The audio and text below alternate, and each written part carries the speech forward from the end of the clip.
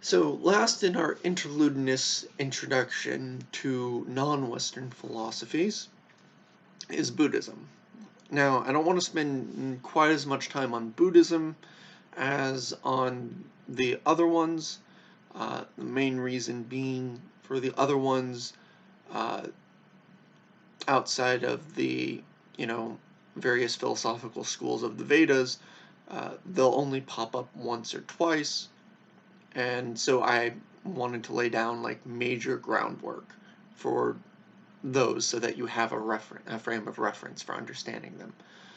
Whereas Buddhism, a lot of it will wind up being explained in detail later on, right? I just want to lay a very basic groundwork understanding for you to go forward, and uh, that will aid you when I build the broader understanding of Buddhist um, answers or insights to particular philosophical problems that we'll discuss. Right? Um, I could do it all now, but like the major themes, if I wanted to give a more in-depth introduction, uh, well, then I would just in later videos say, refer back to this one, and that would be the video, uh, which isn't a great way of doing it. Okay, so anyway, for Buddhism, Buddhism is one of the three major Gnostica schools, right? Systems, right? So if the Astika systems of the Vedas, believe in their authority, the Gnostica systems are those that reject the authority of the Vedas. Now that doesn't mean that they reject some of the insights, but they reject some of the ultimate conclusions or the base beliefs. Right? For Buddhism, they reject the belief of Atman, right? Of an ultimate self, right? Um, they also reject the belief of ultimate reality, right? Contiguous, uh, you know, existence outside of this, right? Instead, they begin with the idea of uh, dependent origination, right? The notion that everything is causally connected to each other, and that nothing comes from nothing, right? Everything has a source, right? And that source is going to be ephemeral and temporary by comparison to the eternal unary source of Brahman. Um, if you want a better introduction to Buddhism than just this video, read the section in the textbook on it.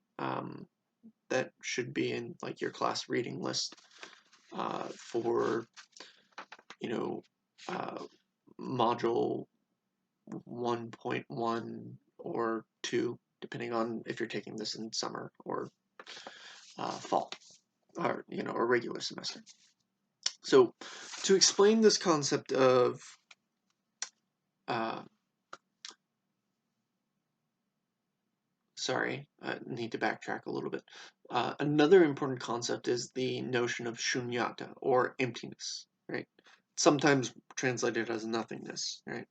Um, Whereas, the Vedic traditions, the Astika traditions, believe that we are full of something, of Atman, and therefore Brahman, right? Um, and ultimate reality is essentially Brahman, one, right? The Buddhist tradition thinks that ultimate reality is essentially shunyata. It's empty, right? It's ultimately empty, right? There is nothing that is ultimately there. And in this way, it's very much like Heraclitus's thinking, right? That there is no substance, right? Metaphysical or otherwise, that all reality is composed of, right? All reality is not any one thing. Reality comes from activity, according to Buddhism, right? The interaction of various parts that by themselves are also inherently empty in nature. And this is something we'll see in a lot greater detail when we discuss like Buddhist theory of the self. Right? Um, so it is only when these things interact with each other, right? These otherwise empty facets of reality, that we get, uh, you know, motion, right? This is what we call dependent origination. Even for them to do the thing that they are, they need to interact with other parts, kind of like the gears in a clock, right?